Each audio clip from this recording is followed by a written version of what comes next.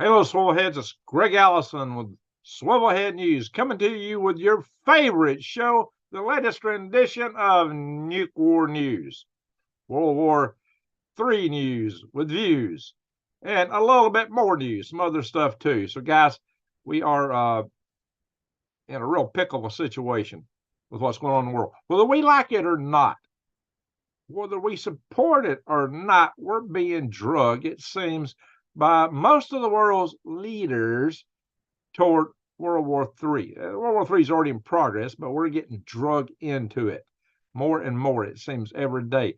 All the arrows seem to be pointed in that direction. Now, don't blame me. Don't shoot the messenger, because I come here and talk about things that could be done to avert this. This is not where we need to go. I do not advocate World War III. I don't advocate the kind of things that are going down. But it seems we're being drugged into this ground, whether we like it or not. And the nature of the conflict may not be of our choosing. What we can choose to do is to protect ourselves, to protect our families as much as we can, given bad things that may happen. And I'd say may because I'm an engineer. We very seldom speak with certitude. We speak about probabilities, potentials, because we know the future has got a lot of uncertainty in it. Things can swing left, right, up and down, and there's always surprises. And unfortunately, most of the surprises aren't good ones in a world of a swarm of black swans. A whole flock of them seems to be ready to fly, but it doesn't mean that necessarily certain things will happen. People always accuse me of making predictions. There's only a couple things I've ever predicted. One's that food prices would go up. I said a long time ago, and guess what? Food prices went up. Well, it didn't take a rocket scientist to figure that out. You just had to look at what was going on in the world, the trends. And I might know something about rocket science, by the way. So, and the other thing that I suggested was that gold might go up. There's very few things that I predict, and some I do with great qualifications, except food prices. But this whole thing with the war going on, there is war. I said, I warned about this a long time ago, and it seems we're just getting drugged more and more into it. So I'm going to share the news. Before I get into the news, I am going to update here so I can bring up the chat room to see who's here tonight.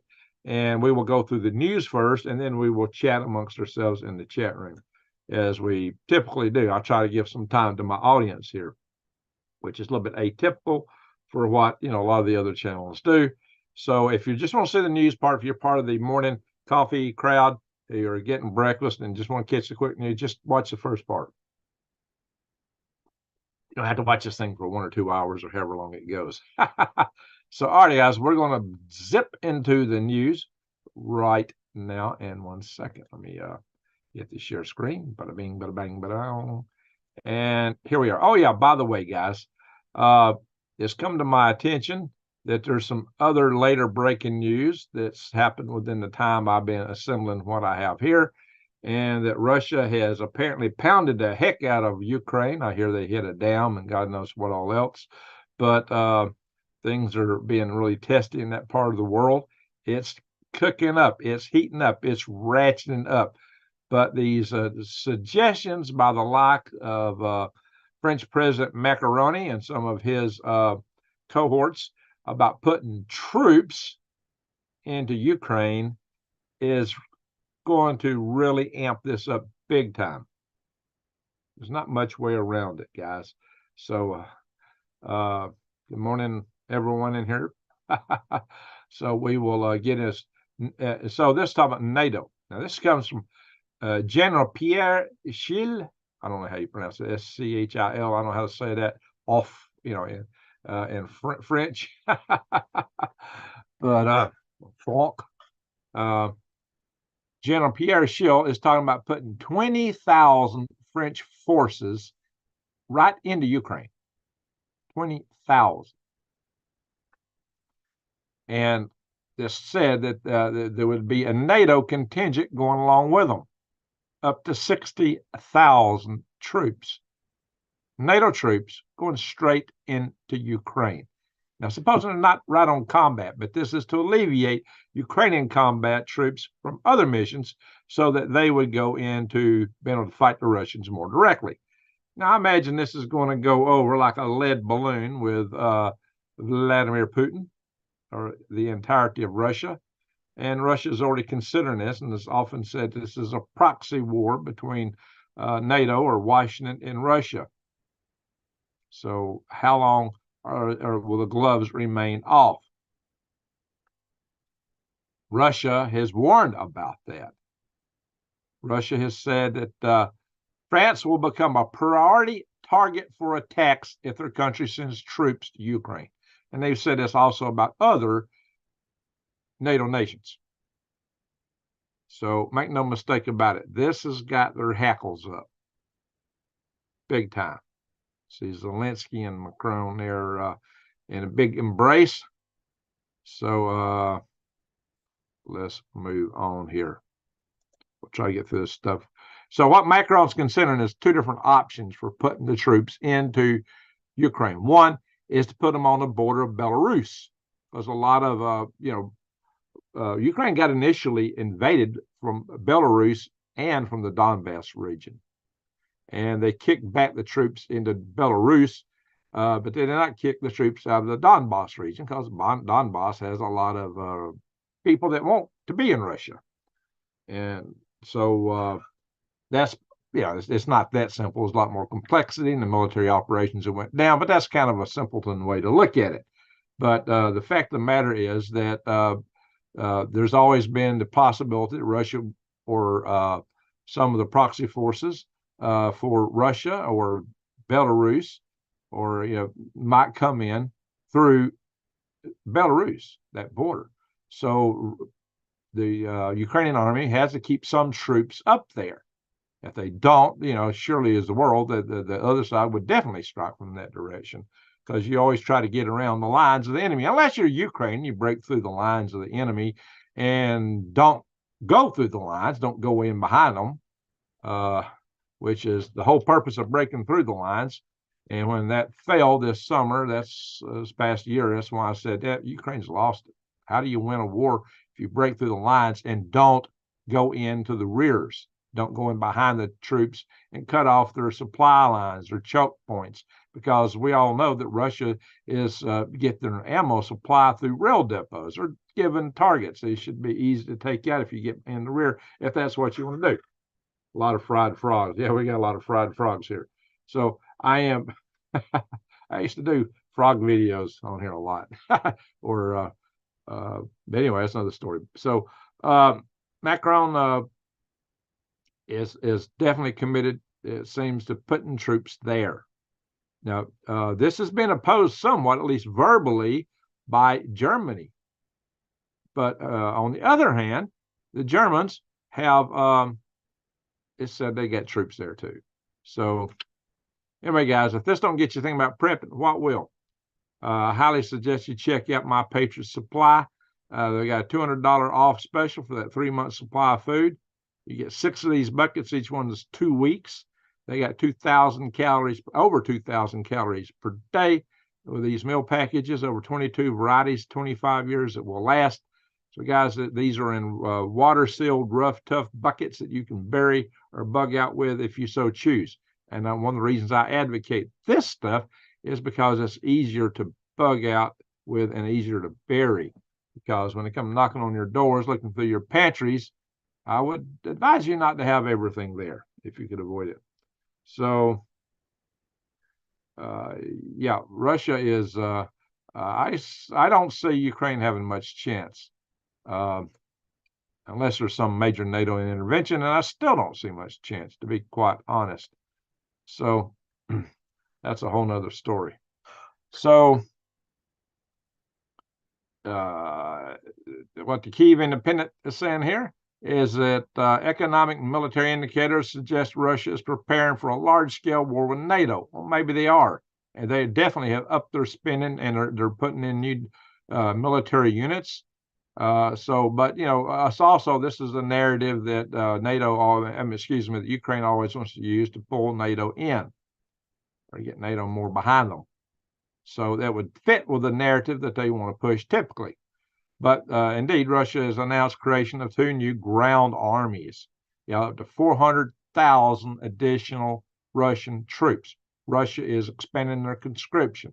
Russia is putting, as New Day said, up to 30% of their budget toward military. 30%. So they are taking this seriously. So don't discount what is about to go down here. Russia is very serious about this, and I can go into this in a little bit. Alarm bells are ringing, says Poland's president. He's saying that NATO must urgently ramp up defense spending. Well, the Eastern European countries are definitely more pro-defense because they realize they're on the front line there, and they've lived under the Russian jackboot before, and they don't want to go back. And it's hard to blame them for that. I've always said nobody deserves to be under the rule of somebody else, especially when they don't want to be.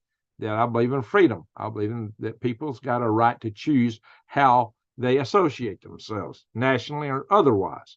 And that goes for the Donbass region, Donetsk and Luhansk in Ukraine. Those oblasts apparently are pro-Russian. They've petitioned in the past to be part of Russia, and Russia officially annexed them and considers them Russian territory today, although they're not fully taking those regions in. And it might be that the western part of those regions don't want to be part of that.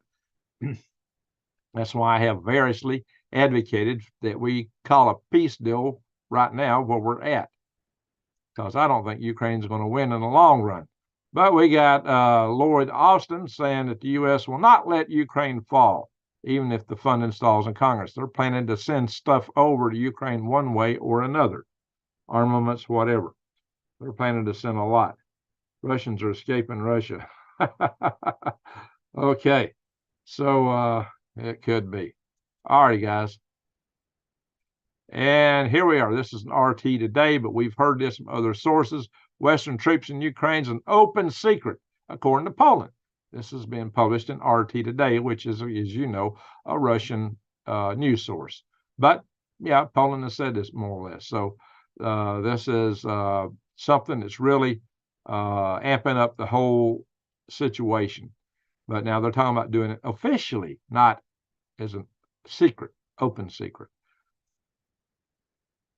So now, a lot of us are hoping that, that the T-Man would get a peace deal going there, and let's hope he will. But he said that, he would back NATO 100%, if they pick up their side of the finances for this. I've often said, guys, that it's not a case that, that America ought to be the ones financing everything over there. And, we put a lot of our blood, sweat, and tears into it. But, I really question that we should be involved in this at all, that we should be in NATO at all. I think that is a big question today. Here's the thing. Europe has a bigger gross national product collectively, the nations there, and they have more people. So why have we got to be the ones to bankroll it all continuously, generation after generation after generation? I mean, we've been in that theater for over 100 years. Over 100 years. Guys, World War I, World War II, the Cold War. Come on, Europe. Pick up your side of this. But, yeah, there's just a lot involved. I'm not taking sides between Russia and Ukraine here, guys. I'm just saying that I don't see the prospects for Ukraine looking good, because I've always said time is not on their side. And again, when they failed to take the initiative after their so-called spring offensive going into the fall, and when they claimed of last year, when they claimed they broke through the Russian lines, they didn't go in behind them. I mean, that's game over. Anyway, but Ukraine is really trying to entice us in. They try everything they can, and they're saying that, if Ukraine wins, we will pay the U.S. with Russian oil, not their own treasure. The spoils of war. If Ukraine wins, we will pay the U.S. with Russian oil, gas, diamonds, and furs. Oh, nice furs. If we go in and take over Russia, we'll all get some nice fur coats. Really? Wow. Holy guac and smoke-a-moly. Are we to be bribed? This spoils of war? I mean, how does this make you any different than any other plunderer in the world if this is why you go in? And maybe we have been in too many events just for plunder. Maybe the plunder of petroleum plunder, whatever. This is not really what, we ought to be into this stuff for at all. But this is one other way that Ukraine is trying to entice the U.S. to get involved. Yeah. Now, get this. Moldova was fingered, if you remember, by Lukashenko in the very early phases of the invasion, pointing to Moldova, suggesting that they would be next on the target. As you know, Moldova's eastern region is Transnistria. Transnistria, however you pronounce it, is a little slice along the eastern border of Moldova that wants to separate from Moldova because they're ethnically Russian. The Russians were good at moving a lot of their people around to try to make sure that no country had ethnic purity. They did it, of course, also in the Baltic states to try to dilute nationalism in these areas. So who's listening to Redacted? A 1,500-foot tsunami? Yes, sir. The Sarbama torpedo and the Poseidon torpedo. It would definitely do that. Radioactive, cobalt salted. It would be nasty. All right, or a meteorite could do it. A big asteroid.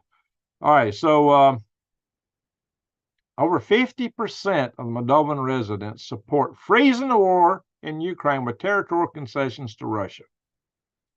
And what are these territorial concessions they're talking about? It's the Donbass region, the region that already wanted to be part of Russia. So why should they not? I don't think any country, including Russia, should have the right to dominate all these other nations. But at the same, by the same token, Ukraine doesn't really, in my humble opinion, have the right to dominate peoples that had been in their borders that don't want to be in their borders. So a lot of people say, well, hey, if the Russians get the Donbass region, they'll just come back again later. Well, they're going to go through anyway if you don't get some peace going, because they're going to go through Ukraine. At least this gives a stop to the war, a stop to the madness. I mean, what are we trying to do? We're poking the bear. You forget this bear is armed with nuclear weapons. And if you get them in a notion they're an existential threat, which this could well be for them, then they could well be tempted to use them, as they have often threatened. And the threats are going up daily over there. So, this is a severe situation in that part of the world. And, the Moldovans are next target. They're the ones that saying, hey, we need a peace. Now, I got to say, do you, if you disagree with the Moldovans, put a 1 in the chat room. If you think the Moldovans are have really got the right idea here, put a 2 in the chat room. I'd like to see what people think about this. No sleep, no peace, thank God. There you go. So this is if the Moldovans are ready to negotiate, because they understand what's going to happen. They know that these forces will come through at them. And this is one way to stop the madness. Now, what I've said on here from way back was a lot of the reasons. There's a lot of propaganda come from both sides of this war. Lots of propaganda. It's hard to know what's really going down where. The propaganda is very thick. So very, very thick propaganda. Now, the real reasons that I put forth earlier was the same reasons that Catherine the Great and Peter the Great chose to expand Russia, especially in the eastern fronts, western fronts, in this case, was to protect their country, because this is wide open territory for invasion straight into Moscow. In Moscow, Russia has been invaded, 53 times, most notably with the invasions of Napoleon and Adolf Hitler. And so they really want buffer. But that buffer really shouldn't be taken at the expense of other peoples. And that's how they've done it, and that's how they see doing it. And they think because they've had those areas under the control in the past that they belong to them. People in Russia got this, a lot of them think that these places belong to them because they belonged to them once in the past, supposedly. At least they held possession over them. So I don't think anybody belongs to anybody else. That's called slavery. And I do not advocate slavery in any form or fashion, slavery or domination against somebody's will. But on the other hand, but that's the motivation. I understand their motivation. I can see where they're coming from. I just don't think that's the way to do it. But that's the way they have done it historically over and over again. And given the number of times they've been invaded, I see it. Now, I think normally NATO is just a bunch of, these days, people that would not normally want to go in and invade like that. But now the frenzy's whipped up, so they do apparently now want to go in. And maybe there were those in the West that did want to do that all along. There have been some people poking at the bear here for a couple of decades. So maybe Vladimir Putin, we gave Vladimir Putin every reason to be paranoid about it because of things that have been said and done. In any event, guys, so this is not a pretty situation any way you slice it, but if you can stop the war where the things are today, it's a good chance that you can just stop the war. At least Moscow would have something of a buffer, and so would the West. But if it continues, that buffer was going to evaporate. I just saw an article, I think it's one of the articles I got posted up here tonight. I just saw an article that claimed that Russia could take the Baltic states in 48 hours. And that's probably correct. And that would definitely invoke Article 5 and cause a WWIII. Putin wants to create a gray zone on Ukrainian land to protect against Western weapons. Well, see, there's a step toward such a there is a step towards such a compromise, such a potential peace deal, or an armistice, if nothing else, maybe an armistice like this exists between North and South Korea for several decades, which apparently is on the verge of evaporating too. All right, guys. All right, so there's Ukrainians are now using drones that are autonomous. They're not something got a human operator behind them. These drones are being trained with AI to look for potential targets and go get them on their own. And France provided a lot of that stuff at one point in time. France was going to provide a lot of those. Now, where they got all these still remains to be seen. But this is, robot wars, autonomous AI weapon systems. Now, what could go wrong with that? Holy boy, it's here, guys. It's already in the battlefield. Yikes. Now, here's one on Russian soldiers blowing up Putin's ammunition dumps. Well, these Russian soldiers, as this claims they are, Putin says they're Ukrainian. This is your Russian Freedom of Russia Legion, your Russian Volunteer Corps, and your so-called Siberian Battalion. Now, apparently there are some Russians and so forth in these groups. Ukraine denies any support or involvement in these groups, but they are based out of Ukraine. So that's kind of thin, but they apparently have been surviving and continued to attack into Russia, even though I'd seen, when this attack first started, it was, Russia claimed that they had annihilated them and swept them away. Well, they're still hitting. So, like I said, this is the fog of war. There's claims and counterclaims. So we'll see where this goes, but this really ups the ante even more. So this is escalating. And including here, they're dropping big bombs, Belgrade residents claim. And they're claiming, according to the Kyiv Post. Of course, according to Kyiv Post, claim Russian troops attacking villages. Well, is it Russian troops? Maybe, but of course, we're getting this from the Kyiv Post. Again, just because I post an article up don't mean that I agree with what it says, because I'm telling you guys this is all part of the fog of war. So just bear that in mind, guys. All righty. U.S. wants $50 billion bond for Ukraine backed by frozen Russian assets. Okay, Russia, we're going to take your money and use it against you. Yeah, that's another item that's going to go over real sweet with Vladimir Putin, I'm sure. So just keep finding more ways to poke the bear. And if all this radioactive stuff makes you worry and makes you feel sick, I highly encourage you to consider some carbon 60 ultimate antioxidant, great for your health. I'll take a little swig. Go to shopc60.com and use the code GreenGregs10 to get 10% off. Now this is a little pricey, but 10% off. Oh yeah, on that My Patriot Supply, you go to Prep with Greg. I forgot to mention that. All right. Well, that's not the only theater we got to worry about. It's really heating up with China. I'm gonna get a swig of coffee here. Wash that down.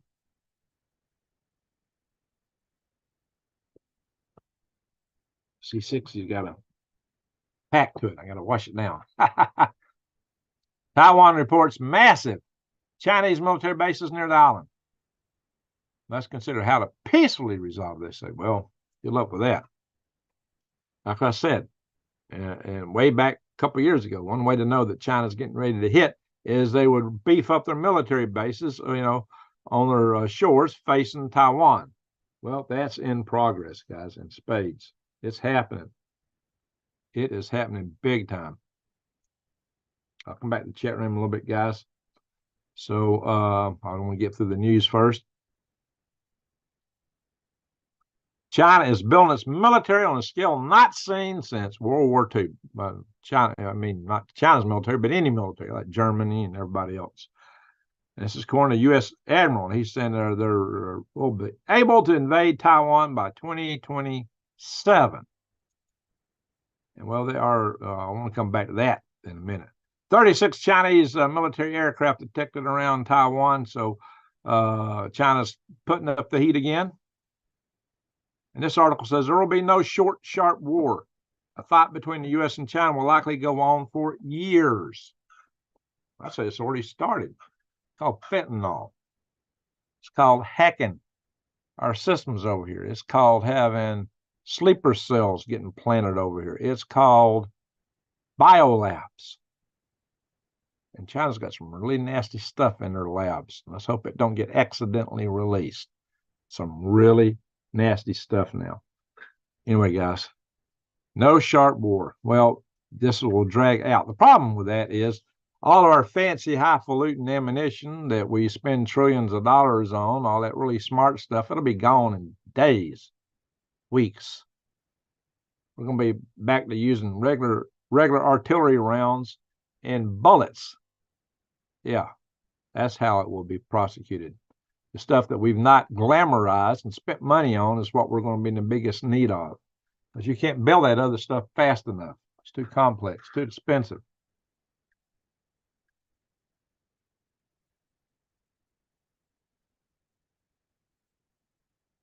People to demand their own enslavement. Well, Patrick, there's something to that.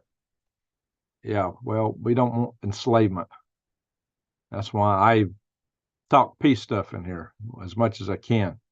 So everyone loves a short, sharp war. Well, this guy's talking about all the so-called war games that we've exercised with it, showing how we would take China on. He said they've all been gamed toward being short wars, decisive battles.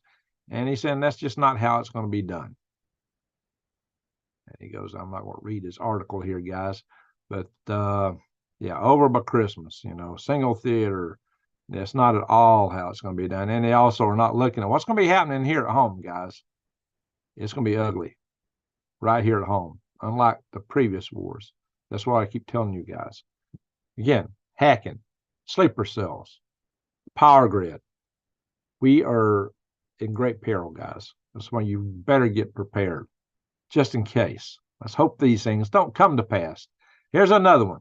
China on track to be ready to invade Taiwan by 2027, according to the Admiral John Aquilino, however he says his name. He's a U.S. Indo-Pacific commander. But, guys, this is what he's saying. However, I take this tack. China could invade and conquer Taiwan right now. Why? Because we're unable. Because They're unable to depend on full force of the U.S. military intervention. Taiwanese will only be able to hold on for so long in a conventional war against a Chinese invasion. This war will probably be coming far sooner than anyone in Washington or Taipei realizes. So this is what I have been warning about right here. Why? One of the things is this, and I mentioned this to you guys before, the Ro-Ro ferry fleet. China's got their invasion will be military vehicles. Their landing craft are civilian vehicles. They can roll on one side and roll off the other. China's got a fleet of these ready to go. The roll-on, roll-off ferry. There's 11 of them ready to go, and they roughly displace 1.5 million tons. So those ships are large, and they've got their anti-access air denial missile systems, so we can't get in up close with our aircraft carriers and all these things. So, I've covered how they could take on our aircraft carriers in other videos on the Green Griggs channel. So this is what they're saying. And what I've pointed out before is China actually has the means, according to this article, and they got the motive. The motive is that we're planning to gear up out there and put in a lot of anti-missile missiles, a lot of other stuff. Then we got the AUKUS deal for submarines in Australia. So you think China's going to sit back and just wait on us to put all our defensive capabilities in order? Or might they strike first? Maybe they would strike while there's still a weak president in charge over here. Maybe one that's, according to the House of Representatives, has got some financial incentive to not be too aggressive in taking on China. So, but we have done some tests. We've got a very interesting hypersonic missile, this AGM-183A. I've talked about this in the past. This thing, guys, can reach out deep into China. Like, I think the range on this thing is 1,500 miles. So, and they just test launched it in Guam, from Guam. The aircraft launched out of Guam. So this could really reach into China quite a ways. So we do have some capabilities. There's only so many of those. It's a brand new system. And Taiwan is coming up with their 1,200 kilometer range. That's not miles, guys. It's kilometers. You've only got 0.6 kilometers in a mile, right? So, but it's still quite a weapon. It could take out a lot of coastal facilities and put some dent into China. So, yeah, they can strike mainland China. But experts are unimpressed. So that's an indictment on this system. U.S. military eyes port construction on small Philippine island near Taiwan. This, again, was us planning ways to shore up our defenses to support Taiwan, maybe the Philippines. So is China going to sit back and wait till we build these bases?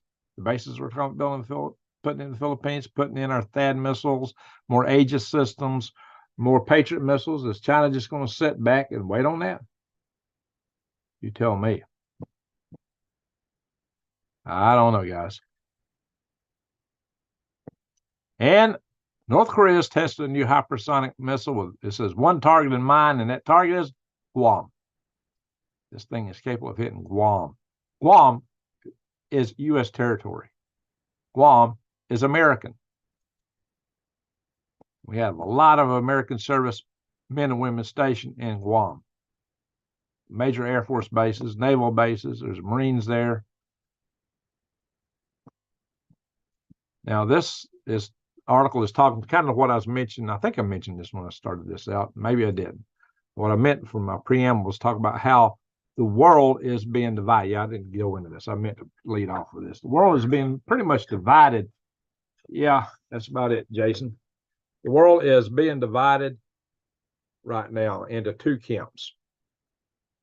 There's some pieces that don't fit entirely within these camps, like India. India loves Russia, but they're very anti-Chinese, pretty much, because there's potential border war between China and India.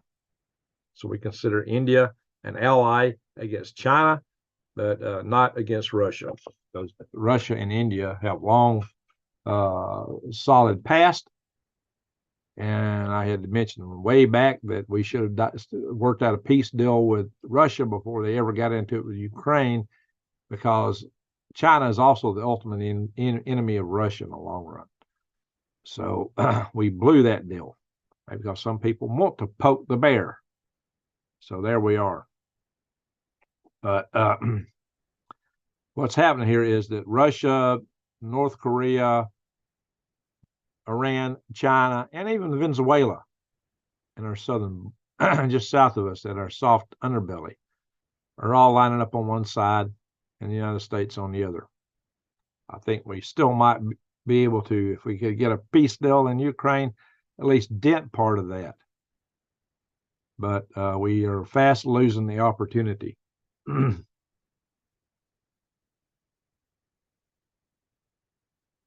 Missing Granny, something awful. Yeah. I sent some of you guys, a few of you guys, notifications earlier personally, and I started that for Granny Atlanta, by the way. That's why I started that. So, anyway, U.S. Commander warns of emerging axis of evil, and that's what he's talking about right here. This is also that Aquilino, however you say it. That's the guy I showed you a picture of a little bit ago. And I agree with him that the most dangerous threat is China. But he's talking about how this stuff is lining up. Well, part of that alignment's our own fault. Houthis, see, they're also in this alignment. They will protect China and Russia in the Red Sea, according to their leader. If they can identify what they're shooting at, they've been shooting at just about everything, claiming they're just taking out Israeli stuff, but they've, I guess they will get some way to confirm if they're Chinese or Russian assets they're shooting at. I think they actually did shoot at a Chinese ship and a Russian ship accidentally. Oh, well. So maybe the Houthis get better at picking their targets, but what this does show is how things are dividing and how worldwide this is getting. And we're already in a shooting match with the Houthis, but we're not going in to take them out. We're just kind of blunting their noses. You fire missiles from us here, we'll hit there. But are we going to take the Houthis out? No. Could we? You tell me. And the more we get involved with the Houthis, the less we're going to be able to deal with China if we go down that road. And we do have an ironclad defense treaty with the Philippines. I never saw everybody's votes. I asked for some votes earlier. Go back up and see how people were voting. Hey, we got Colonel Cole in the house. That's good to say. See? I don't see the votes. There's one vote, Rodney. So Rodney is thinking that the Moldovans are wrong. They make good buddies with India. Amen, Matt. I agree with that.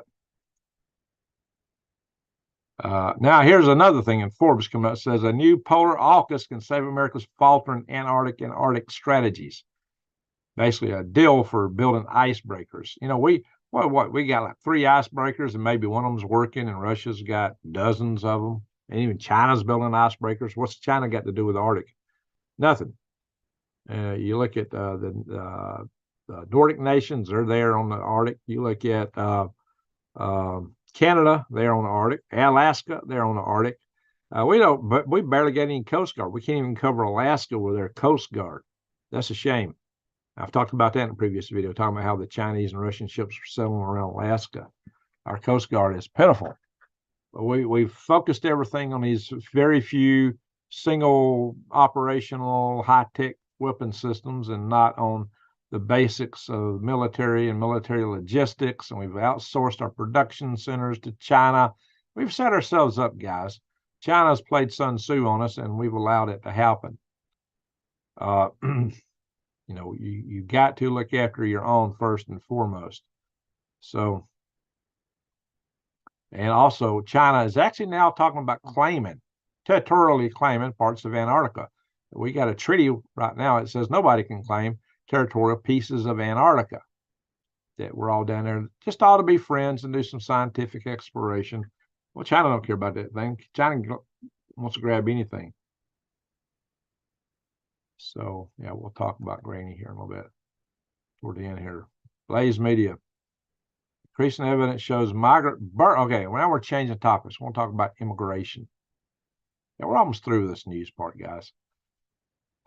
Increasing evidence shows migrant burglars are using the new technology to break in houses. And basically, it's a jamming system that jams the Wi-Fi for your cameras and your security systems. Oh, yeah, you got to remember, these guys are backed by large drug cartels. They've got technology. They've got systems. And now burglary is a new thing for them here in the United States. And then they're talking about burglary tourism. People are flying into this country, tourists, just to do what? Well, according to there's several articles about this, to do this kind of stuff. Targeting residences here in the United States. And that's not the end of it. It goes beyond that. New York homeowner arrested after changing locks on alleged squatters. It's their home. Somebody breaks in, squats in it, and they try to keep them out by changing the locks. Does the squatters get arrested or to seize possession of somebody else's? No, the homeowner gets arrested. Well, so much for these blue states. Great state of New York. What kind of state is that? What kind of state is that?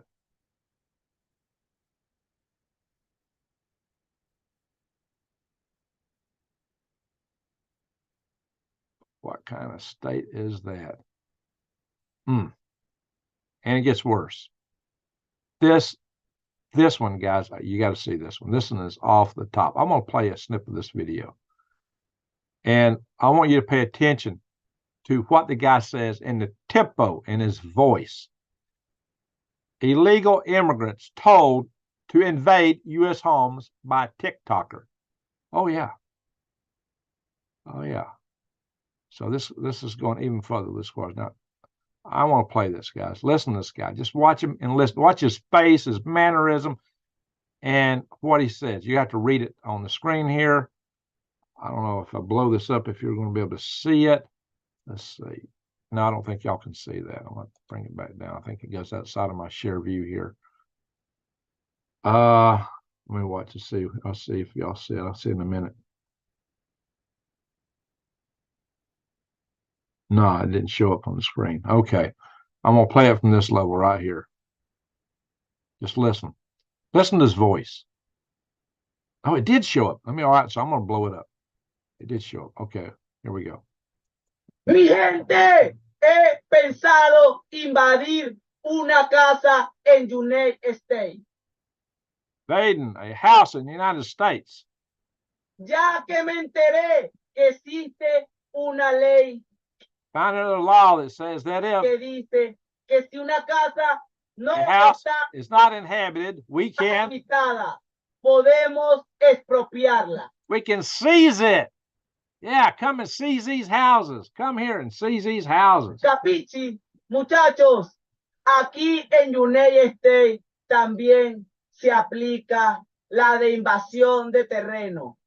Y creo que now, we're told this is not an invasion. They're not invading us. It's not an invasion. All these guys come on. This guy says it's a land invasion. He says it. The people coming across the border, some of them view they're coming here as an invasion. They admit it. Right here, this guy admits it's an invasion. And it's not just enough to cross the border. Take the houses. ese será mi próximo negocio. My next business, invading. This guy says this is going to be his business. He's going to get people over here, get them to invade, seize the houses. Invadir casas abandonadas, ya que me he buscado unos códigos con mis amigos africanos y me dijeron que ya llevan como 7 casas expropiadas. Y como as the saying goes, Daddy, dice el dicho, papi, hay que buscar la vuelta. You have to look for the return. Y la vuelta ahorita mismo. And the return is right now. Es invadir. To invade houses, since we are not in. Ya que nos encontramos en situación de calle y es la única manera que tenemos para no vivir en la calle y no ser una carga pública. Capichi? Just look at the guy's tempo. Look at the way he talks, what he says, how he says it, his facial expressions.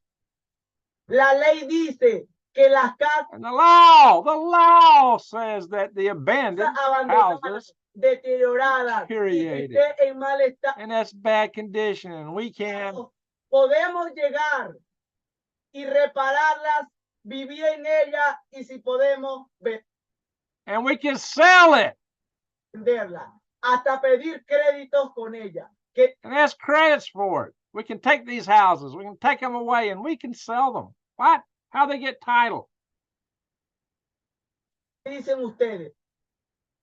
Wow, guys, I'm going to play it through without talking. One more time. Mi gente, he pensado invadir una casa en United States, ya que me enteré que existe una ley que dice que si una casa no está habitada, podemos expropiarla. Capichi, muchachos, aquí en United States también se aplica la de invasión de terreno. Y creo I got to stop it there. Just land invasion. que ese será mi próximo negocio. Invadir casas abandonadas, ya que me he buscado unos códigos con mis amigos africanos y me dijeron que I've had enough of that. Jeez, I can't stand it. Look at that. Just look at that face. Look at that face. I mean, look at the face, guys. Boy, he is all enthusiastic about it. It's going to be my next business, invading houses. Well, this wasn't an abandoned house. I think there's a case where somebody was trying to sell their house, and they just went in. It wasn't deteriorating. Wow, guys. And then the homeowner gets arrested. The homeowner gets arrested. And it's not just abandoned houses they're going into. Not just abandoned houses. I'm not going to read this article. I'll get in trouble. But you know what I mean? And of course, there's this matter that I've been worried about, how they might use the military.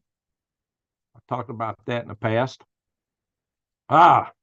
Anyway, guys. This kind of fits within the vision that New Days was telling me about, the dreams that she had, which were horrible, about what's coming.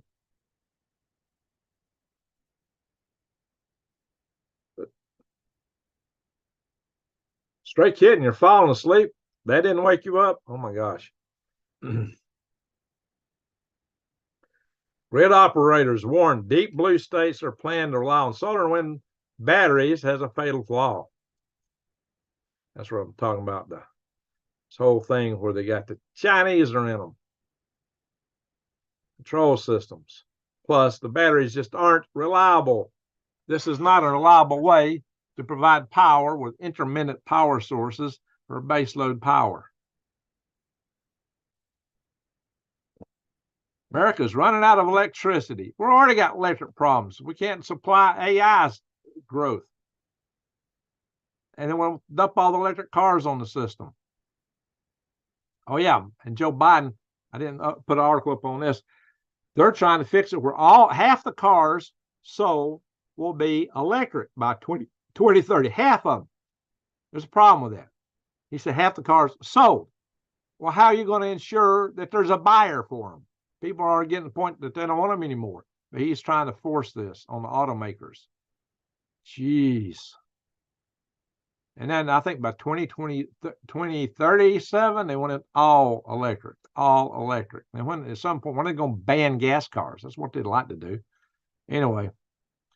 All right, if that's not enough, Oregon is shutting down farms to protect the people, supposedly, on the basis, according to this article, of protecting water and resources, the environment, conservation, and the guys of water conservation and groundwater protection. Let's just shut down farms. Woo! So I tell you guys, you need to grow your own. Check out True Leaf Market. Use my links. Use my links if you're going to go to True Leaf Market or to Eden Brothers. If you're not growing your own, what are you doing, guys? You need to grow your food as much as you can. One of the best preps you can consider. All righty. We'll look at earthquakes real fast. And I'll check out the chat room here.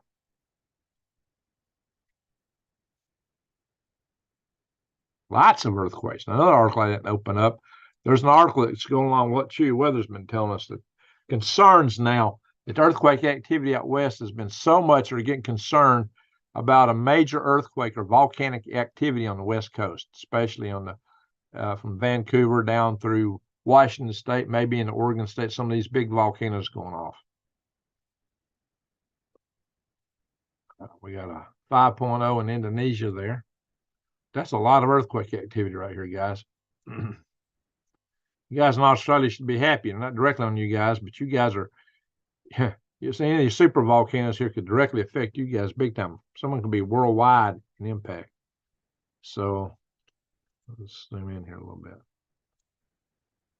People are dancing over here in Puerto Rico again. Well, look at that. That's quite a few earthquakes out there. 3.1 in Anderson Springs, California. Stanley, Idaho. That's a Jellystone Park. There's always something here in West Texas or Eastern New Mexico. I think that's Texas there. Let's see. Yep, Midland, Texas. A lot of earth shakers there. All right, space weather. Real quick. See this Sunspot 3615 here has gotten really diffuse. It's got like something according to this article here, like 40 different cores or something like that. 40 plus cores in this sunspot. There's the Earth by comparison to all these.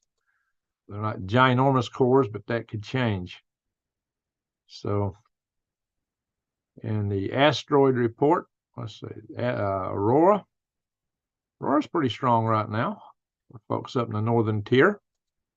Anybody able to go outside and see the aurora tonight? All right. We had an asteroid come in just outside the geosynchronous orbits back on the 17th. St. Patty's Day. Nothing that we know of ahead of us coming in that close. We always find these after the fact. All right. Hey, gold went way up. It's got a little bit of a dip right now. Might be a good time to consider checking out Defy the Grid. You go there, use the code Green Gregs, and you get 1% off. And we'll go to weather here in a little bit. We'll zoom around first. But look, it's springtime. We got lots of snow. Wisconsin's covered with snow. Southern Minnesota, North Dakota, eastern South Dakota. Lots of Montana, into Wyoming, a little bit down in Colorado. New days just all around you there, and storms coming up through here. We've had a lot of storms coming up through the Gulf. All right, we're going to stop the share for a bit. We'll come back to the weather shortly. Hello. That concludes the regular news source session of this one. We went 52 minutes just news stuff. Yikes, guys. Thanks for sharing links there, New Days, to some of my sites here. Let's see what folks are saying in the house tonight. Indy space. Indy's in the house, hey, Indy. Now, is that space like an outer space or space within India?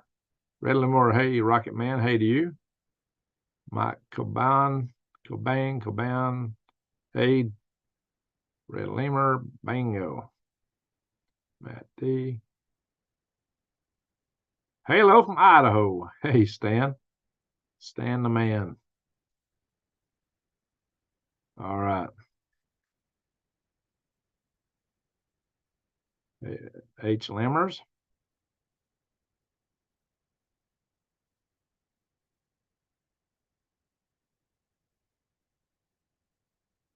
Russians are escaping Russia, says Jason. Don't poke the big bad bear. Yeah, that's not the smartest thing you can do. Megan Prepper, how you doing?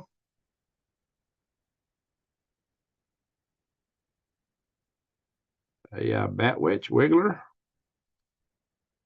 Better missile defense system. Yeah, we need better missile defense systems. Amen to that. More of them. Russians don't want to fight in the stupid war, so Putin gets prisoners, and they tell the prisoners they won't be held criminally liable for acts in the battlefield. You know, they've a lot of atrocities in these battlefields. They always are, especially when you give people a carte blanche like that.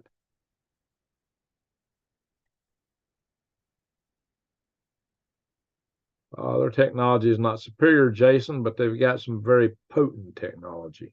They do have the largest nuclear device, the Sarbama, and they've got the that Poseidon torpedo is really concerning. So is their Satan II missile.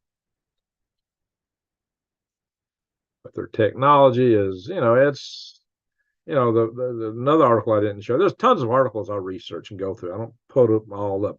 Y'all may think I post everything I see. Far from it. One was claiming that the Russian missiles have over 1,500 Western components in them. I'm sure there's some. How many? I don't know. Like I said, everything you hear is a fog of war on both sides. Yeah, drain the swamp. Amen, New Days. It's what's needed more than anything.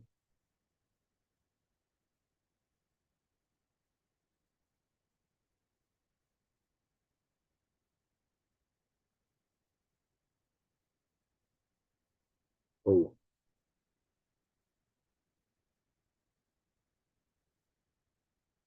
Yeah, 1,500-foot tsunami is a tall order.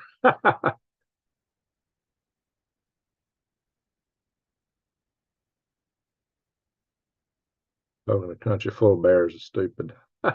So Stan.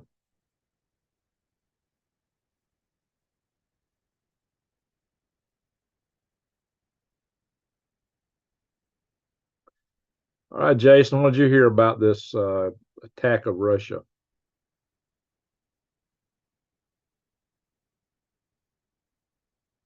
Same dam they hit in World War II. Ooh. Yeah, I'm not redacted. I'm not pro either side in this conflict. Redacted is definitely, or seem to be pro-Russian.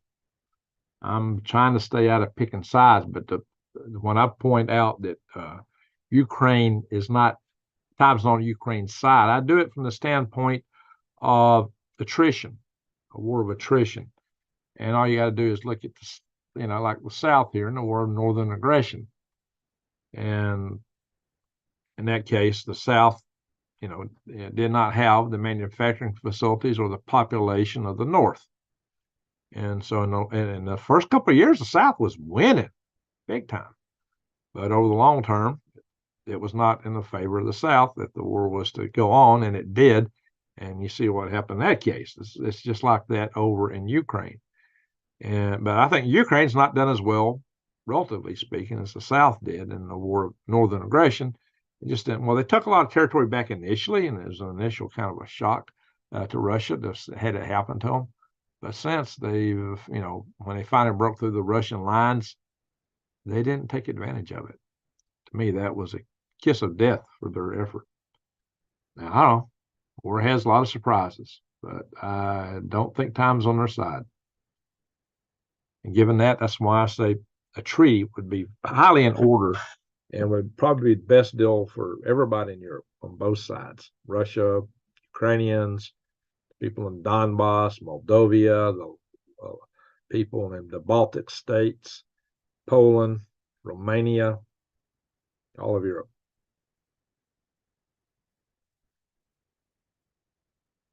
Yeah, and maybe Moldova shouldn't enter NATO.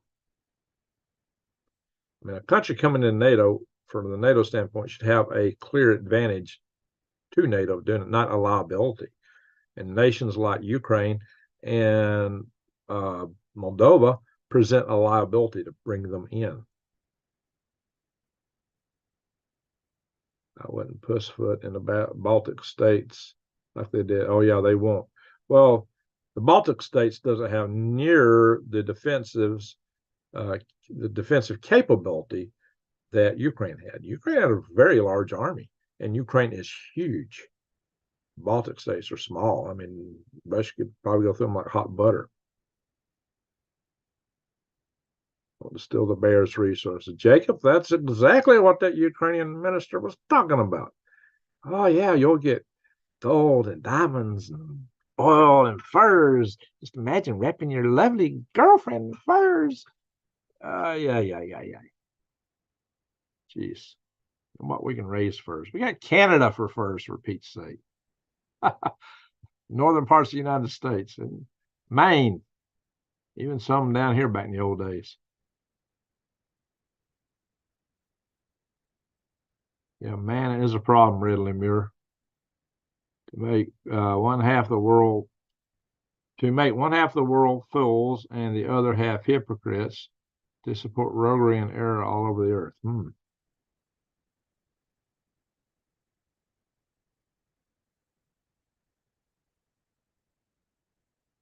When the King George were all scum. Yeah, they look down on us. They definitely do that, unfortunately.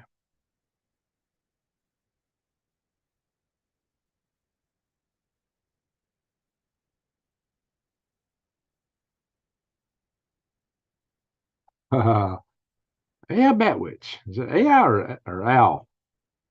I think it's AI. AI Batwitch. Wiggler. Maybe we shouldn't antagonize two superpowers at once when we can't even support a proxy war. There you go. There's some wisdom in that. And we've not done so well against a lot of smaller countries, to be honest. And here we're antagonizing the bear and the dragon. If we can just give it time, these things might work out. Because Russia and China are both imploding vis-a-vis in population. If we could just hold off the combat, the fight, they won't have the fight in them. Just hold it off.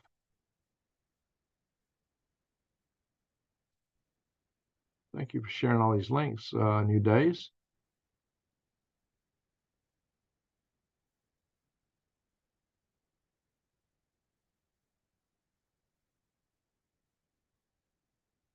Nestle, the 25th letter in the alphabet is Y, 2 pass.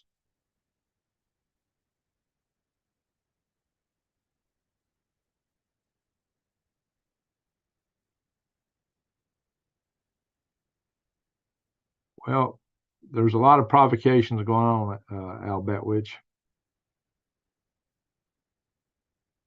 Yeah, good to see Jesse in the house. Deagle, yeah, Deagle made some prophecies for next year, and it didn't look good for us. Let's hope they're wrong. It could be way worse. We need the ant people to kind of take us in again. There you go.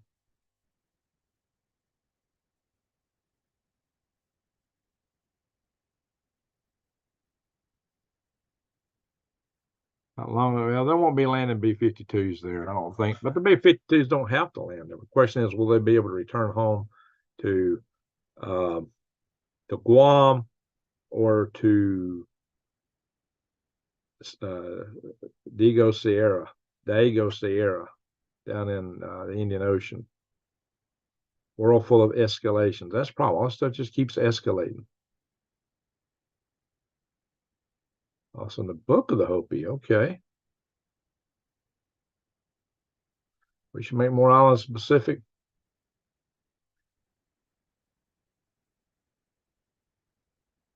Yeah, they should make peace, Al Batwitch. Yeah, Batwitch.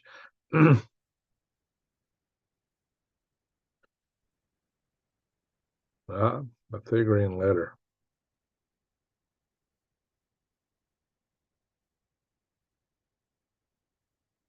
You're right. Hand way. You mean hard way? Oh, the right hand way. Right hand.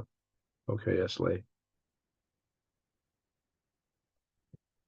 The wacky hooties. Yeah, well, hey, I'll have to give credit to we'll give credit to Nate over in Grenade Prepper. He said they're the honey badgers of the world. That they are. They love fighting. They've been fighting everybody, and they just endure it. It's like they live to fight. You know, the Saudi Arabians tried to take them out, and they couldn't do it.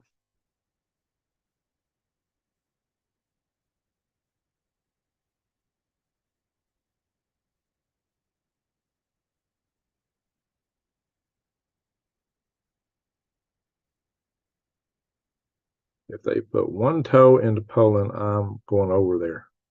Okay, Steffers. You want to go over there? There's plenty of other soldiers over there to take care of things.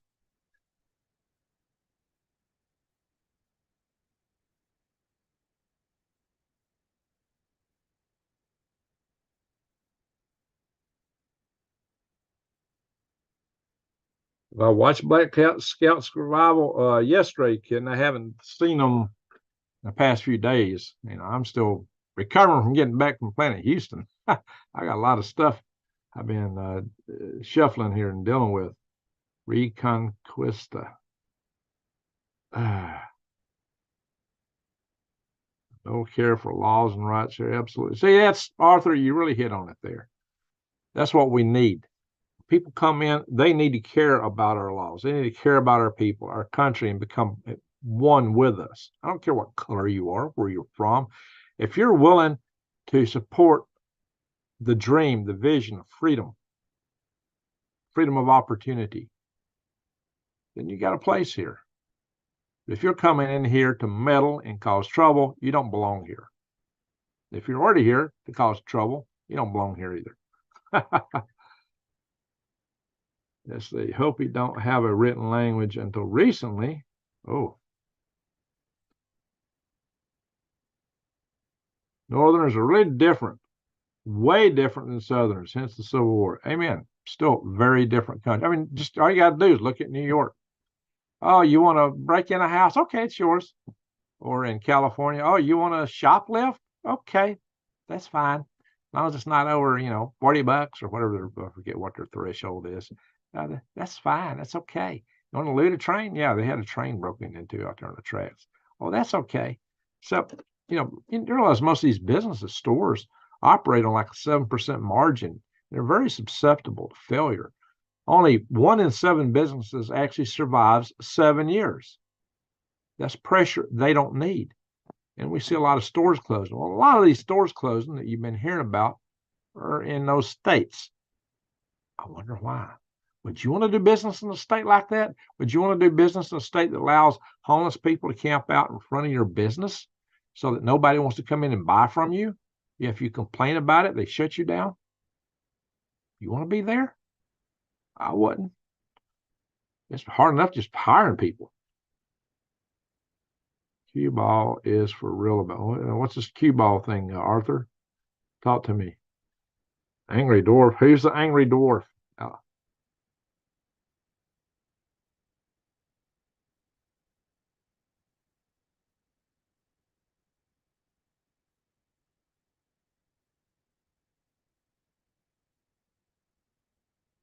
Honey Island Outfitters, pews and food for it. Tell you people stock up. There you go, Honey Island. Baby, good morning, Greg. I just realized you was on. Something needs to explain the squatters' rights to us because I don't understand. Sounds like bull. I didn't say it made any sense. When states begin to ignore basic rights, like property rights, when they ignore what was commonly considered law and order, how long can it continue to exist? I don't know, guys. This whole Cloward and Piven,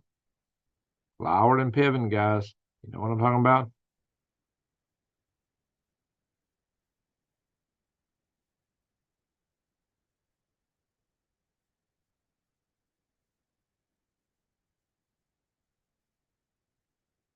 What somebody says, suppose somebody has a vacation house and they just use it 3 months out of the year.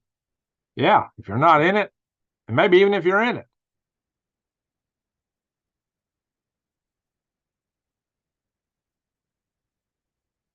Anyway, why is Al?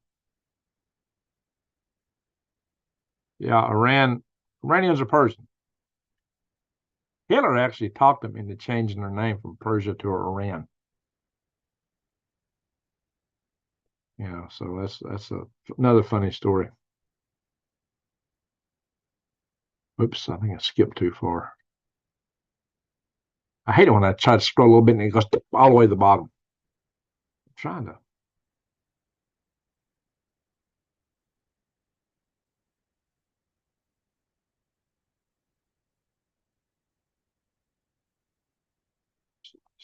Sharing that.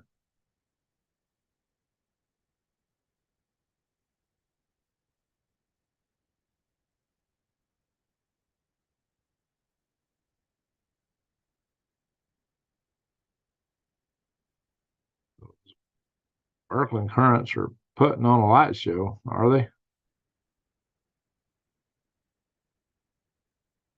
Cloudy, barely see the moon. Uh-oh. Christmas in Alberta, getting a lot of snow up there, eh? When I lived in Alaska, it was like living in a Christmas card 9 months out of the year.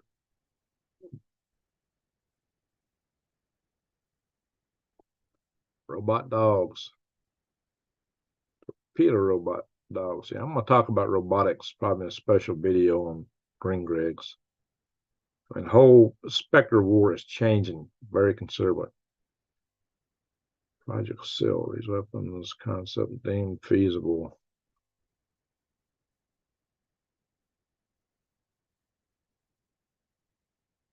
The blockade runner, steam powered, double wheel, they can move.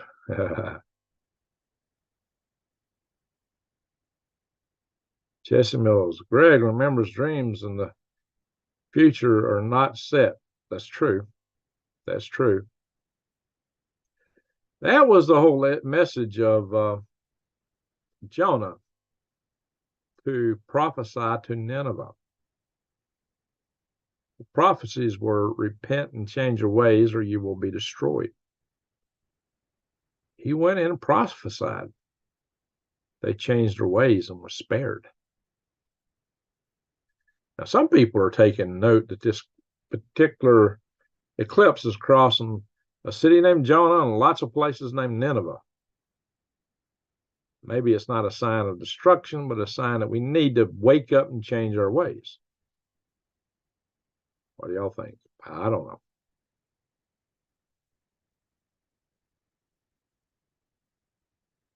Yeah, they might do that, Jason.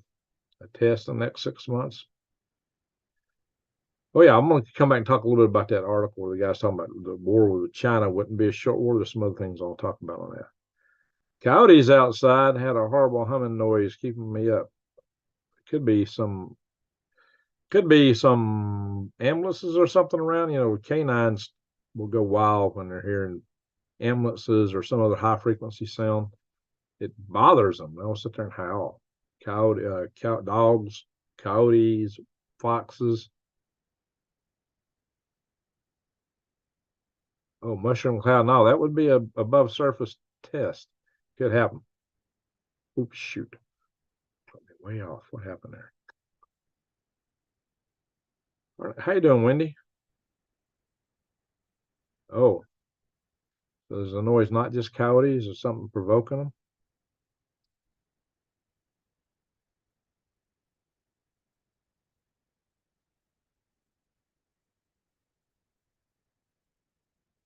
Yeah, they got to land somewhere. Diego Sierra. Diego Garcia, excuse me. Why did I say Sierra? You're right. Diego Garcia. Thank you for correcting me.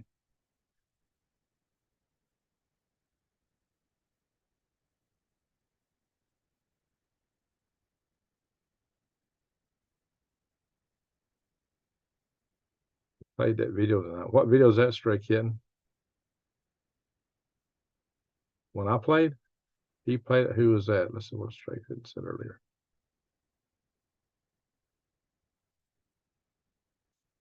He who?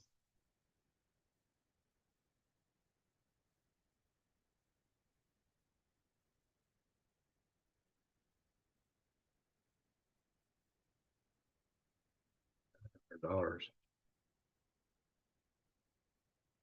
Maybe escape from New York, predictive programming, financial hub of the United States, economy, Wall Street. Yeah, it's the financial capital of America, even the West, really. Oh, shoot, I keep jumping on it. I wish I cut that out. Yeah, there used to be no coyotes here. We had bobwhites. Used to walk outside right here. I hear the bobwhites, you know, and the coyotes wiped them out. Water out of chaos.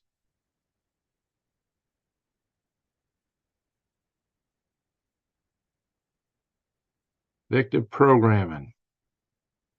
Might be a good time to escape from New York. If you're in New York or some big city, it might be a good time to escape. Stefford's in Chicago. She tells me she's on the outskirts, but you're mighty close.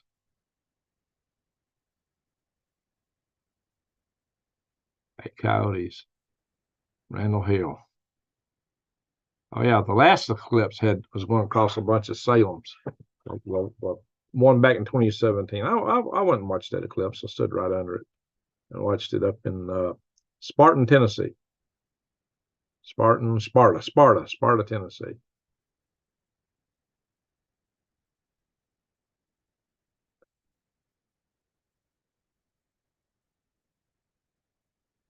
Oh shoot!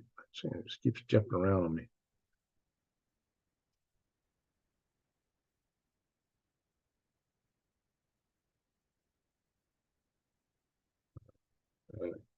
Bengal Shepherd protects against coyotes. Donkeys are one of the best protections against coyotes. Yep. Plants, yeah. Carbon dioxide is plant food.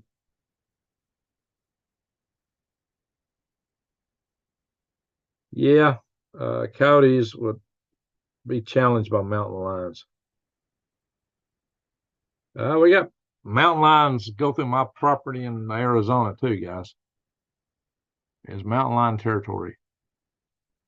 Oh, Black Scout played the video that you played. That's why I asked if you saw him tonight. No, I didn't see him tonight. I saw that earlier. So that's what he played. Okay. No, I haven't watched him tonight. I do watch him sometimes. I haven't tonight. Animals are important to our ecosystem. They are, pagan prepper. I left Los Angeles because if anything serious happens there, no way out. Oh, exactly, unless you have a boat. Y'all might remember, I did a video with Rex Bear sitting on top of Mount Hollywood, up there next to the Griffin Observatory after we went through the Hollywood Tunnel, Mount Hollywood Tunnel there. And we were looking out over Los Angeles, and I was explaining it's like a bowl. If you get an earthquake, all those highways are going to be shattered, and they're all the ins and out. They're the only ways to get in and out across the mountains. I mean, it's surrounded by mountains on one side and the sea on the other. And if you get a major earthquake or major disaster there, you got nearly 20 million people trapped in that bowl with no resources, no food, no water.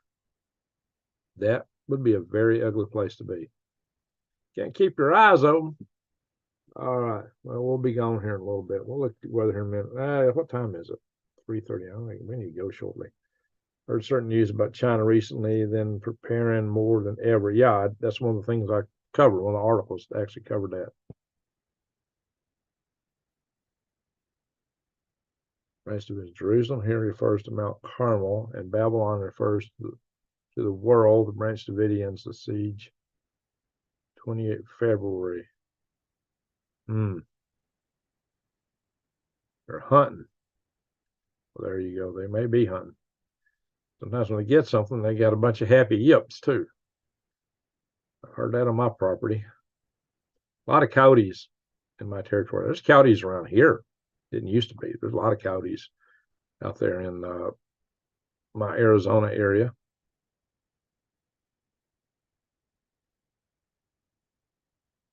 Yeah, those tunnels were built for people to escape, and then they realized they wouldn't get out. Oh. Yeah, what's it say in the Revelation about the kings, the rich, and their caves praying for the rocks to fall on their heads? Yeah, they're in their dugouts. They're not happy with what's going down. The end times, when you go outside, the rabbit will attack you. Whoa. Well, when a rabbit attacks you, you're definitely in trouble. I got some mighty big rabbits in my place out there, including jackrabbits. Those things are huge. Even the cottontails are big out there. Yeah. All right, guys. So I was going to say something about the China. Oh, yeah. I got talking about the prolonged war with China. He was projecting, because we're going to run out of conventional weapons so fast, that the war there's two things he projected. One, that the war will revert to tactical nuclear warfare. Tactical nuclear. That's ugly. That can escalate even bigger. But one of the biggest problems he pointed out, I should have mentioned this early on. In fact, maybe I should do a whole video on this. The Chinese mix their missile fleet. Their conventional and nuclear missiles are all mixed together. So when they fire a missile, you don't know what they're firing, according to that article. It could be nuclear or conventional. So how do you react when they're firing missiles that might be nuclear?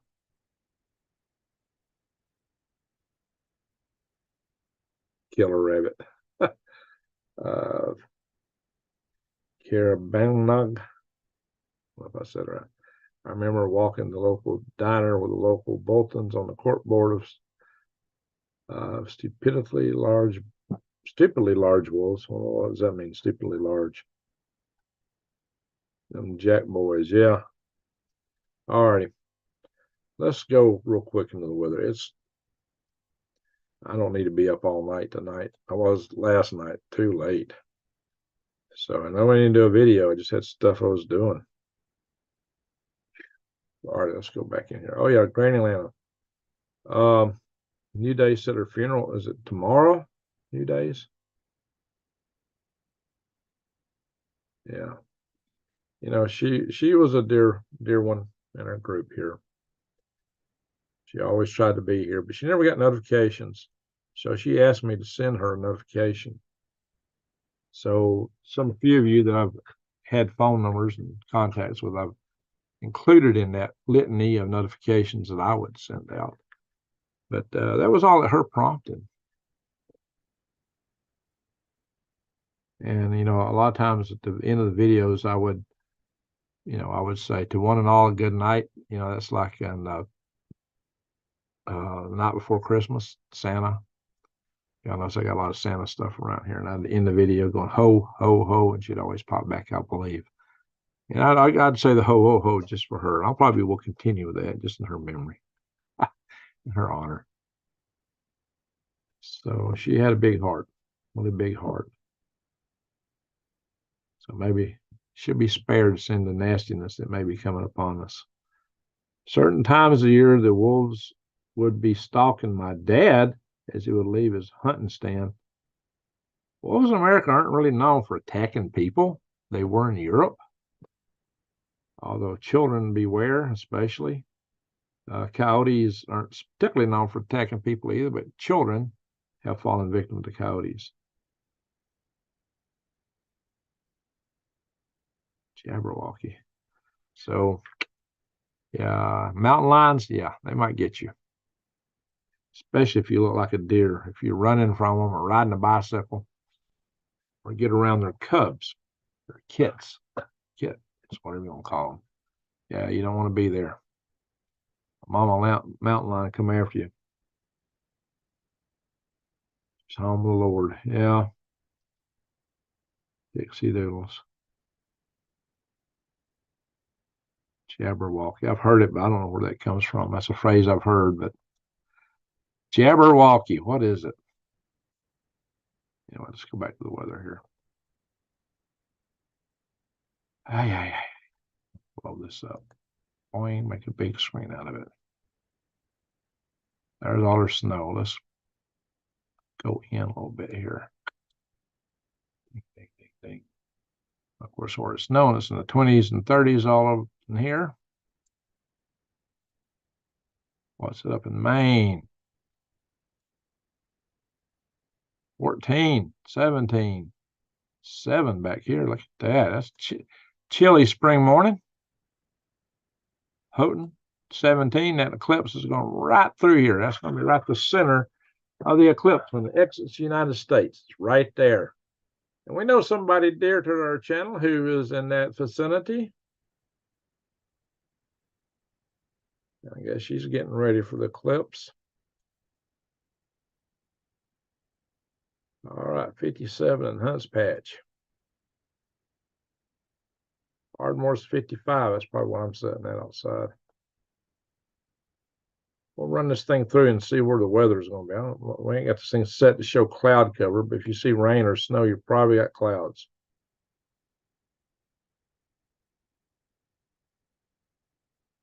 Salt Lake City's 41. Phoenix 66.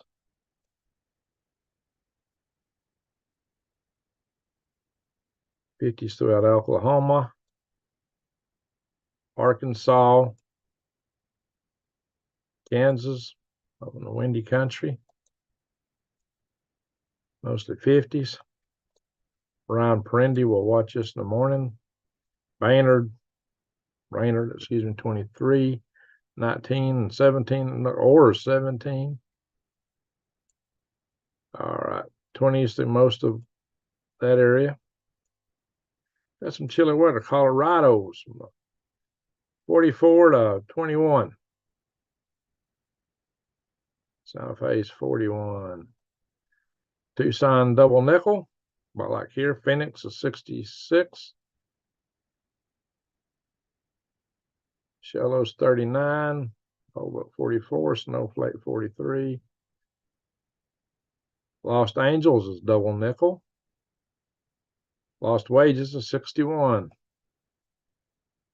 52 in San Fran. Up the coast of West Wokistan. 40s. 50s, high 40s, 50s. Inland, 30s. Seattle's 50. 40s inland. Idaho, 30s. Whoops, I just skipped way ahead. Let's go back. All right. Alberta, teens. Oh, 8 degrees in Rosebud. Where's that at? I'm going to back up. Make sure I'm still in Alberta. Yep. Slave Lake's 12. Peace River's 14. We get a lot of people in here from Alaska. I don't see anybody from Alaska tonight. Monty Python, but which will show it came from? Could it be Holy Grail? Jabberwocky was Monty Python thing. 30 in Valdez. Anchorage is 30. Homer's 37. Kenai 28. Wasilla 28. We got people from all these areas. Delta Junction and Fairbanks are both at 30. See what Dead Horse is at. 23 in Dead Horse. There's 12 over here. Barrow 30. Wainwright 31.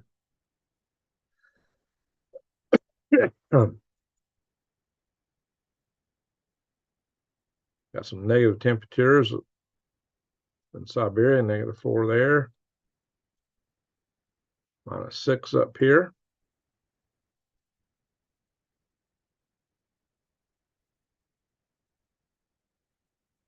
Go down under. Rodney is in Queensland. It's autumn down there. No, it's the winter now. Winter is hit there, so you got a lot of 70s and 80s up north. Weepaw is 80. Weepaw is usually 80 to 82 degrees, almost always. We should always take bets on Weepaw before we get there. That'd be a cool thing. That's one of the most temperature stable places I've seen. Canberra, the capital city, is 59. Sydney, 66.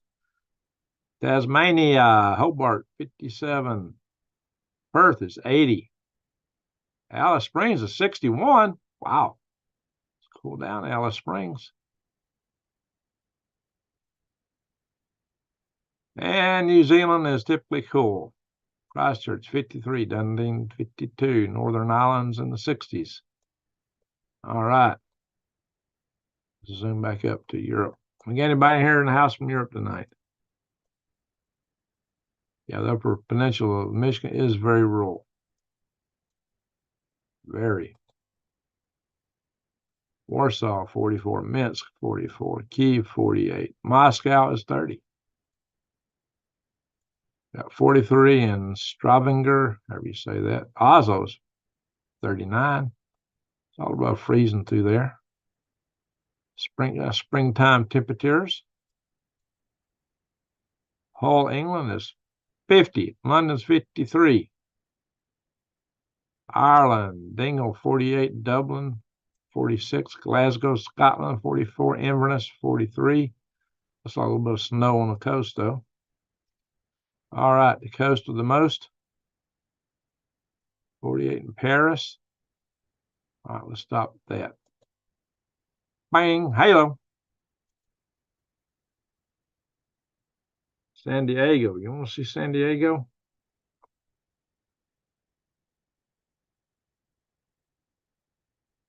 Oh, yeah, I was going to kind of walk through the weather for the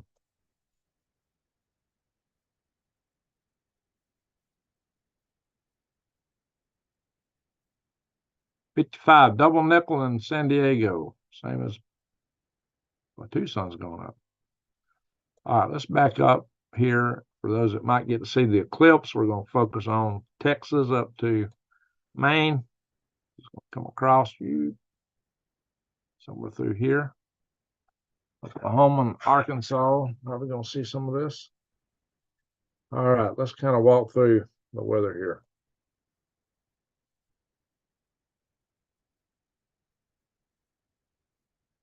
Rain coming my way Friday, tomorrow. Yeah, Saturday, still get rain here, looks like, in the morning. We get storms intense Saturday during the day on the East Coast, up toward Maine. Look at that, new days in their area later Sunday. More snow all across the west, including Arizona. Look at that. Wow, that's a lot of snow. Look at that snow on the 28th. Half the country is going to be covered with snow. Look at that, guys. Can't be. Al Gore said, Al Gore, where you at? What is that stuff, Al Gore? How can that happen? Holy walking smoke-a-moly. Half the country getting snow. It'll be snowing in my property in Arizona. The 24th. Green Bay. Oh, yeah.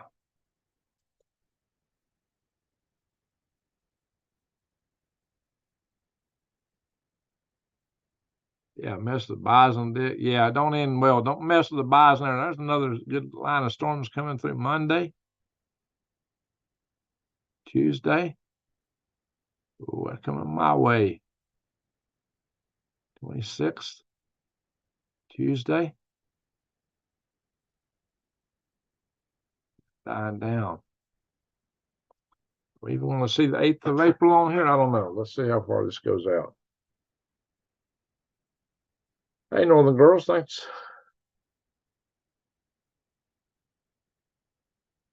And another line of snow coming in behind that one, going across the west. That wasn't enough. I don't think this is going to play out the 28th. I'm at the 8th of April. Maybe next time. Look at all that snow. 29th of March. Across the west. Yeah, this is not going to make it to the 8th. Well, maybe another week or two before we get to see the weather for the 8th.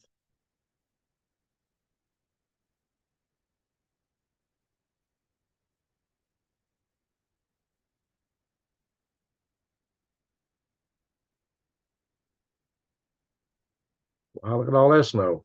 Even down in there, way down in Arizona. On Sunday, the 31st, last day of the month. Look at that. A lot of snow down there. All righty. Stop the share. Hello.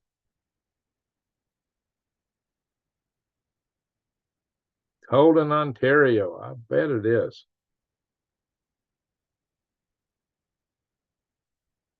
All right, Northern Girl Hobbies. Remind me, I'll go through Ontario more the next time around. Some of those tourists inside Yellowstone are winning Darwin Awards. Yeah, I remember somebody getting crushed by bison up in Utah. Yeah, you don't mess with them. Do not mess with them. A bison will crush you with that big old head. Very powerful animals. They don't want to be messed with. They want to be left alone. You might be going up to feed it or pet it. It sees you as a predator. An animal approaching them like that, they see you as a predator. You're scaring them. And that provokes them. That makes them want to attack. Same way with countries and nations, people. We're all animals in some degree. So don't poke the bear. Don't poke the dragon. Let them pass peacefully of wild age. Annie was very honorable. I wouldn't have known her without you, Greg. Yeah, you don't pet the bison. Leave it alone. Stay a good distance from it. Oh, I want a photograph. Look here. Can I get a selfie with this bison? Your selfie might be you flying in the air. Whoa, or being crushed. Yeah, they're huge, powerful. All right, let's do this, guys. Let's say a quick little prayer for the family of Granny Lana. She always asks us to pray for granddaughter Kaylee. Also say a prayer for the continued recovery of my friend Dennis out in Arizona.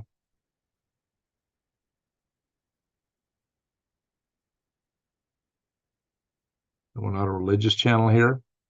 I do believe in the greater creator and the power of prayer. Detroit. You'll get a little bit of it, but you got to be in a path to see it in its full glory. It's different. Yeah, I've seen little partial eclipses many times, but I've seen one full eclipse.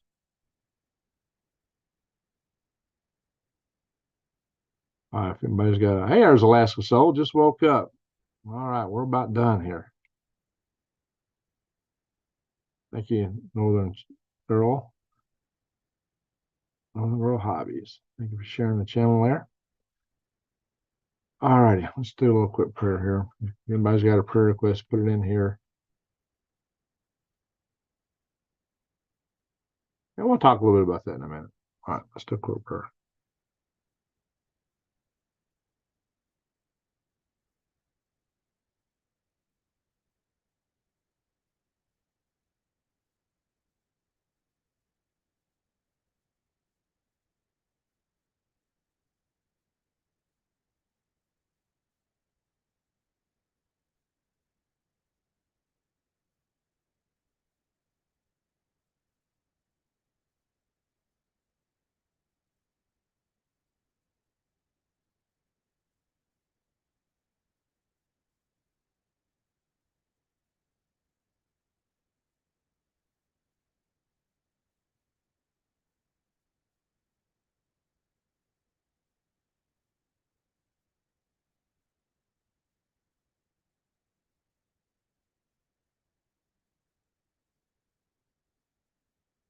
Amen. All right, so what's going to happen on April 8th? The moon is going to be at a point as it traverses or in its orbit around Earth that it's going to intersect between the sun and the Earth. So it's going to cast a shadow on Earth. It's a shadow. It means always going around Earth. That don't change. The sun's always out there. They're in alignment. That can magnify your tidal forces a little bit, but it's not unusual. It happens a lot. This is a longer eclipse than normal. But it's only about 4.5 minutes. It shouldn't be, on the face of it, anything to be worried about, at least not from the standpoint of the eclipse itself. Now, the fact that ERCOT's worried about it is really strange. And I did a video on that. There's a lot of people who are know-it-alls, smart alecks, who will see a title to a video and automatically they know all about that video or thumbnail, and they will pop in comments and blah, blah, blah, blah, blah, blah. Give me a break. You're really showing that you didn't watch the video, and you're showing your lack of whatever. Because that video, I was calling out, it shouldn't be a problem. It's, short. It's, the Texas ERCOT said it would cut down, they claim for the day, 11.7% of their solar output, which is 3.8% of their total power budget. So we're talking 0.444 eventually 6 out there in that equation when you multiply those two fractions together. So it's pretty insignificant, although the power grid does instantaneously consume what's produced. That says that the system's not well planned, well put out, but it also calls into question about this whole business of relying on an intermittent source for a baseload power. That was the point of my video. It wasn't, be scared of the eclipse. I didn't come across that. And people were in there making, fair farm, look at this. Those knuckleheads didn't watch my video, did they? The real thing I was calling out was the whole knucklehead thing about making intermittent power sources our baseload power. And so, there's tons of people making comments like it, which tells me there's tons of people that are a little smart aleck know-it-alls that don't watch a video and they jump in. Well, I'm going to show everybody how smart I am. Yeah. Well, you just showed yourself to be something less than what you intended to project. I get out, especially it comes in spades when I post a video on Facebook or some of the Facebook groups, because most of those people don't watch the video, but boy, they're smart enough to comment on that video. And quite usually what they're saying is making the point I made in the video. It's like, really? I know you didn't, but they'll attack me. Oh, Greg, it's this. Well, you don't know. Blah, blah, blah. Well, gee, that's what I said. You just didn't watch the video, knucklehead.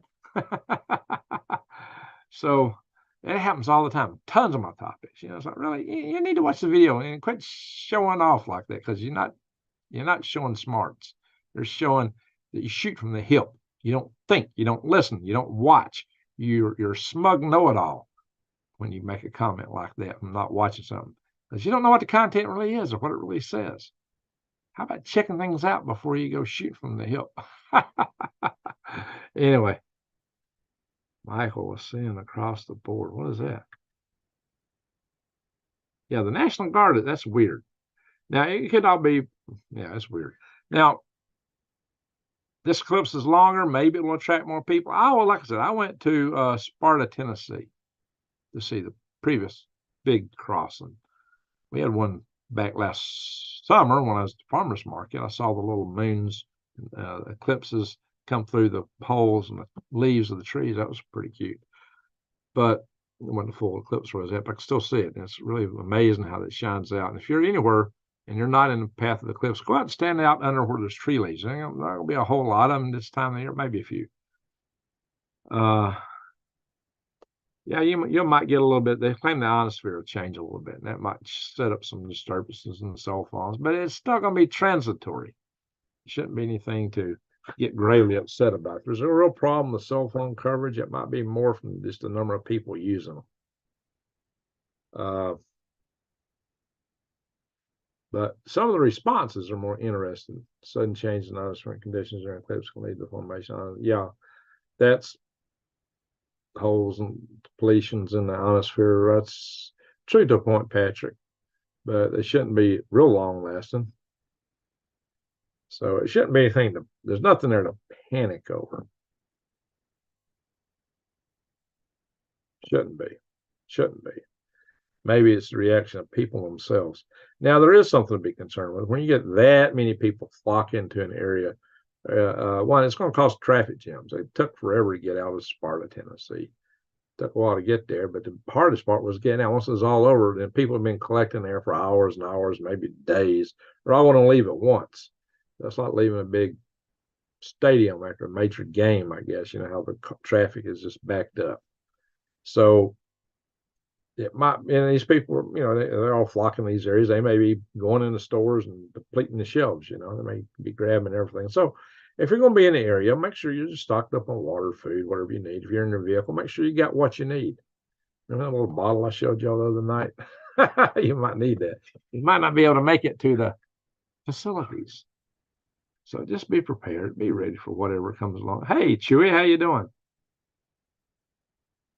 Now, there is some interesting prophetic things that some people associate with this. I don't know. Just keep your eyes wide open, and keep your eyes wide open, head on a swivel at all times, or whatever. Now, there may be some bad actors that may want to take advantage of lots of people gathering together. Yeah. Or using the cover of the eclipse to launch some other things. As in, people are expecting problems, anomalies, so it might be a good time to instigate problems and anomalies. I'd be more worried about that. Maybe from our own government. Not so much National Guard. Direct traffic, you might need some traffic help, but that much? Maybe. I don't know. But just there's some odd things there. Some odd things.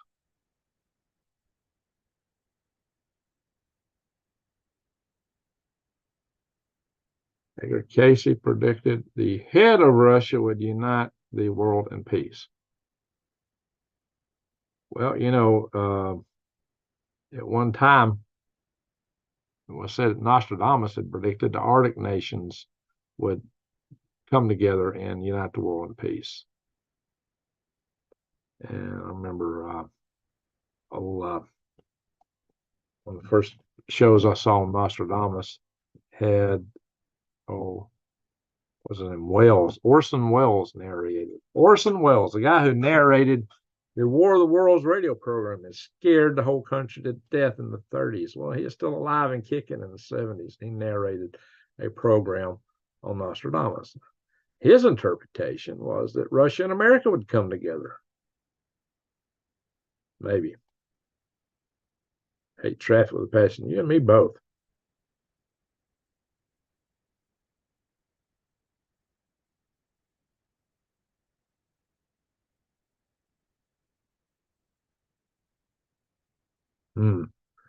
You think that they might think there'd be enough charge in the ionosphere to set off an earthquake?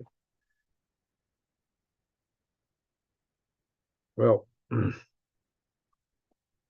rock in the ground is comprised of a lot of piezoelectric crystals. So when you get a lot of pressure and an earthquake's about to happen, you get earthquake lights. It's kind of like when you strike. Here, where is it at? Some of these lighters. Yeah. This lighter, there's lighters that have a flint in it. You rub on a wheel and it creates sparks. This kind of lighter uses a crystal, quartz crystal. When you strike it, it activates that quartz crystal. That quartz crystal puts out a spark, and that spark hits that fuel. It's like 100,000 volts, but it don't have a lot of ampacity, but it's got a high voltage, a very brief high voltage. So you get real high voltages. So you can get sparks, you can get light coming out when you strike a crystal. But the converse side is if you put current into a crystal, it will move mechanically. That's how speakers work. Microphone is you're putting a pressure on a crystal and it puts current into a wire. If you put the current in the crystal, it puts a mechanical movement on it, which makes a speaker move. Or can. Mostly they're used to amplify currents that run electromagnets that move the speakers, but you can get mechanical displacement with crystals. It takes a lot of mechanical displacement to generate an earthquake, quite a bit. I don't know that we've had earthquakes associated with eclipses in the past. I won't say it can't happen or it hasn't happened. I don't know of it. If somebody's got data on that, I'd be curious to hear it. I wouldn't rule that out, but it's not something I would be too overtly concerned with. Although this is a bigger eclipse than most, it's going to last longer, be a little broader, a little wider, may have more impact, but it's not going over the West Coast. It's going. Now here's the interesting thing. There is one little interesting factoid. If you look at the 2017 eclipse and this eclipse here in 2024, where the X marks the spot, is right close to the New Madrid Fault. And the population centroid of America, the centroid of population, if you look at where all the people distributed and you do a center of mass of people, basically, it would be in that area. Some people on the internet just have a sticked up, you know what, yeah.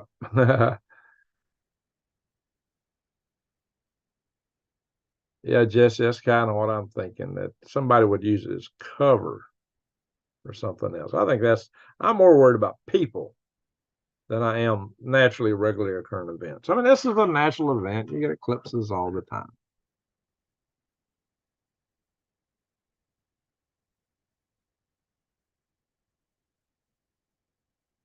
Bring back the king of the Mongols. Genghis Khan? Genghis Khan's coming back. Who's Genghis Khan? Maybe Xi Jinping.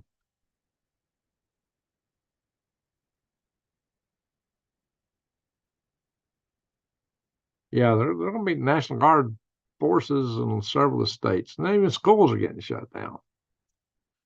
Some people say so they won't bear responsibility for kids walking out looking up at the sun, burning their eyes.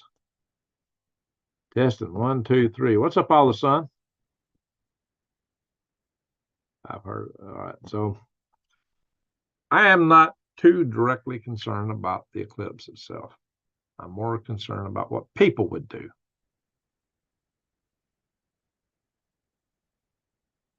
Now, in the Bible, it does talk about signs. Maybe there are signs in this. We shall see. We shall see.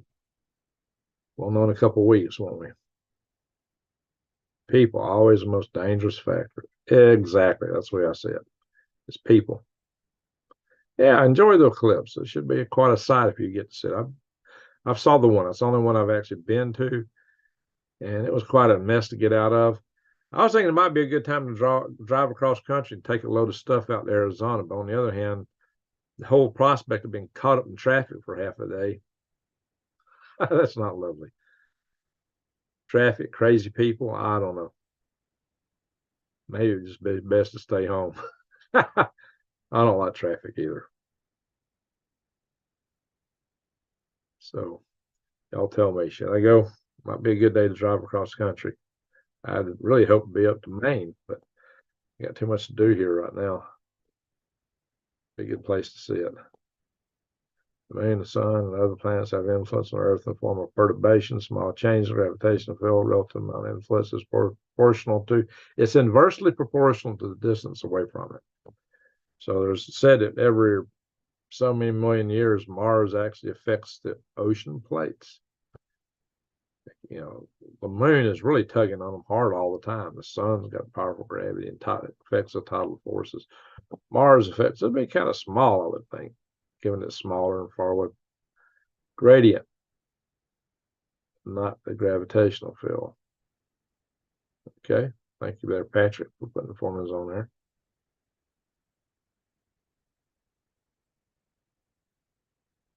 Yeah, fields propagate when they come from a point source. They propagate by the law of inverse square.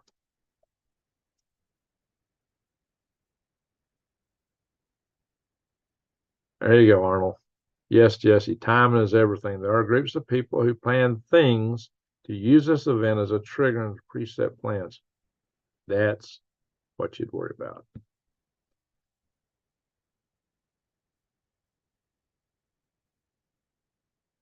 There you go. Good day to come to Maine. Yeah, it would be. Definitely would be that.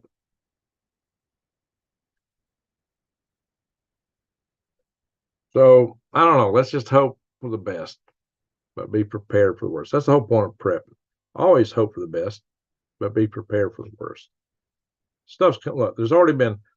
Oh, so many people make comments. Oh, nothing ever happened. Nothing's going to happen. Nothing's ever happened. Excuse me. If you look back since 2019, they've had a lot of stuff going on. A lot of bad things have happened. Worm moon. Hey, I like a worm moon. Lord.